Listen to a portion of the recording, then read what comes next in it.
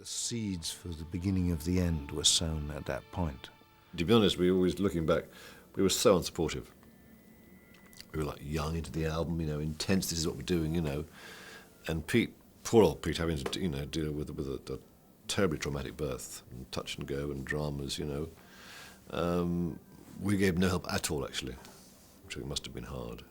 It was very difficult. My marriage was breaking up. It looked as if, we only had half a singer. The level of commitment to the band seemed shaky at that point. So for me, it cast a pall on proceedings. And although I think it's a very inventive album and has got great moments on it, I still feel there was this sense of claustrophobia that accompanied it for me. The scent grows richer. He knows he must be near. He finds a long passageway lit by chandelier. To try and keep everybody happy, there would be parts of it where, we'd be discussing lyrics and throwing some of the words around for different bits. And so the Lamia, which was so Tony's musical piece, or supernatural anaesthetist, was Steve had brought in. So then, they would discuss some of the lyrical stuff with me because they'd sort of got the writer's ticket. But, I was pretty anal about hanging on to some lyrical flow-through and, being able to put a stamp on it. I really wanted a sort of tougher edge to this record than we'd had previously. And I didn't think there was anyone else in the band that was going to deliver that. Struck by beauty, gripped in fright.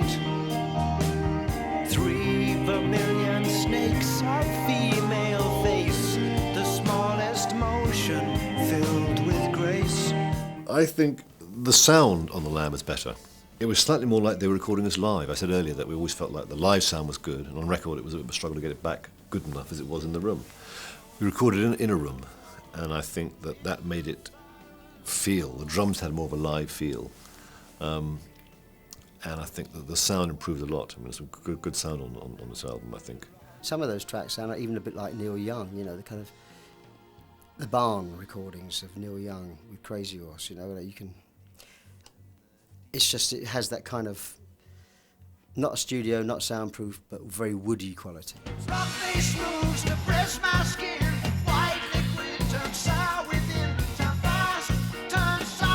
It was a dark time, I think, and so it felt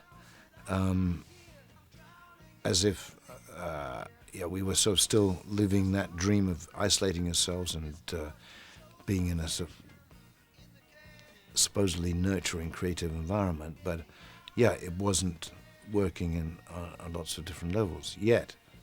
I think still some of our best material of the period when I was there in The Lamb Lies Down, and that's still one of the things looking back that I feel proud of. We just had more space on this album because of the double album. I know it sounds very simple to say it, but that meant you could actually breathe a bit, not rush from section to section. And of course we took it live, played America, before the album was out. So we're playing the whole show, a new album that's not out, concept double album. And thinking about it, it was madness really, but actually it went down okay. In terms of songs, I always think of The Lamb Lies Down itself being the sort of last song that Peter and I kind of ever wrote together, because we'd written a lot in the early days together and things. And it was a pretty good song to end on, really. But the rest of the album, sort of, as I said, it was kind of, I don't know what it is, something about it. I think the lyrics, although they're good lyrics, but it means that no song really kind of stands out on its own.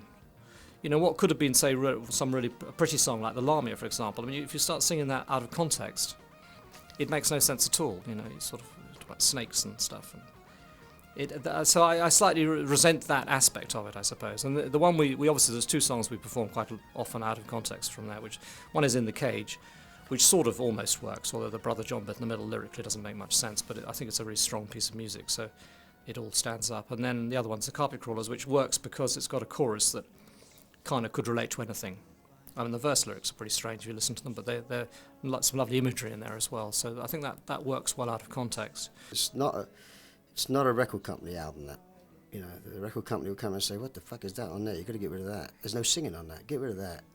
You know, so and that was what was wonderful about Stratton Smith.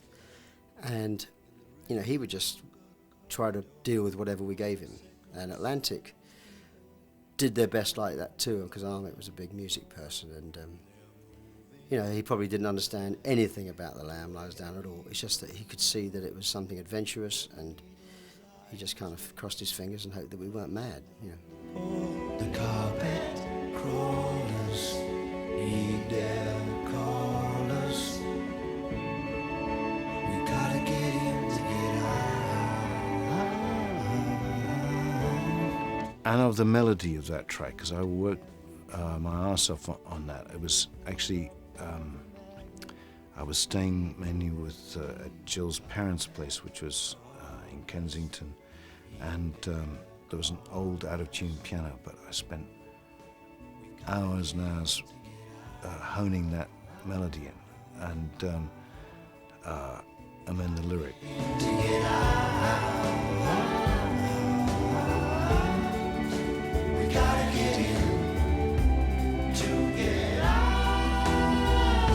Worked really well. It's one of those things very simple, you know, and I think that's half its charm. Sometimes with Genesis it's a bit overworked and we sort of put too much into things, and something like this, which is, you know, almost a sort of bog standard sort of chord sequence in a way. Well, the chorus is a little bit different, but it just gave it somewhere to go. And I think I don't know why. You know, what is it? It's got it. I think the sort of the fact the song slowly crescendos, you know, and it kind of just sort of creeps into you like that. It's got a very strong chorus hook as well, I think. Which is why I think why audiences like it, I don't know really. It shines out a little bit from the album in terms of its sort of its solidity and confidence, I think, because the other songs I say are all a bit more meandering, and you just think there's one very sort of bright spark in the middle of the album like this, which at the time we wrote it, we had no idea that it was going to be picked out like that. You know, we played the album to people, and we thought that probably the single would, if there was going to be a single, it would be Counting Out Time. And everyone said no, the Carpet Crawlers is the one. You know? Ocean winds blow on the land. Movie palaces now undone. I think the title track, you know, the opening track, I think is great. The piano riff, and Pete sets up the image, describing the New York scenes. You know,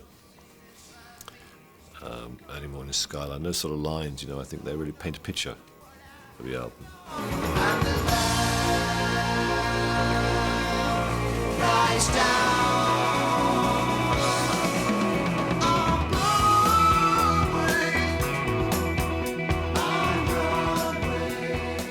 I remember we were really pushed to get the album finished, and we were at Island Studios, and by this point we had a day shift and a night shift, and I was on the night shift with Peter, I think, and the day shift was Tony and Mike and Steve,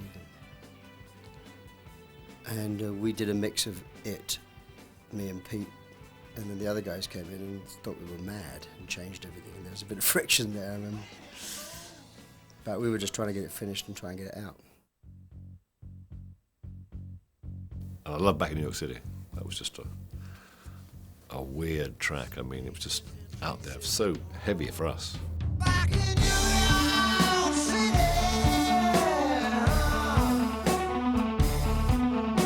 I think I wrote it with the band. I can't remember actually, but I think it was sort of, and a lot of jamming, a lot of improvising. And I know I was conscious at the time. We were thinking that it's kind of a shame when Pete wanted to move on, because we thought this is sounding really good musically, very strong, and I think at the end it's still a strong piece. That started off as a riff of Mike's. He just had this idea of playing. He had a 6-string bass, and he was playing this riff on it, and then we sort of developed that as a song. And then Pete just did this sort of shouting type vocal on it, which was kind of at the time was sort of quite surprising, you know, but I think it works pretty well. Again, I think the song's a bit more complicated than it needs to be. I think there's a couple of little extra bits in the middle there that should probably, courtesy of me, in fact, I think, which probably be better off if they weren't there, but they are there, so that's what you've got. People have covered it. I mean, Back in New York City has been covered by a couple of different bands recently that I've got. You know, I managed to get hold of these things when I hear about them. But yeah, I mean, just from my point of view as a player, I mean, I was playing. I mean, I went to see the Musical Box play this in its entirety, and I was amazed at just how complicated it was. And this guy was playing it well, but I mean, I must have played it better. You know what I mean? Because I wrote it, and I mean, my drum set was like, you know, like a huge. I mean, it wasn't like a big drum kit. It was just like lots of noises here, lots of things there, and I was whizzing around it. I mean, it was probably the height. I mean, certainly between that and then the next 3 or 4 years with Brand X and Genesis, that was probably the height of my playing, you know.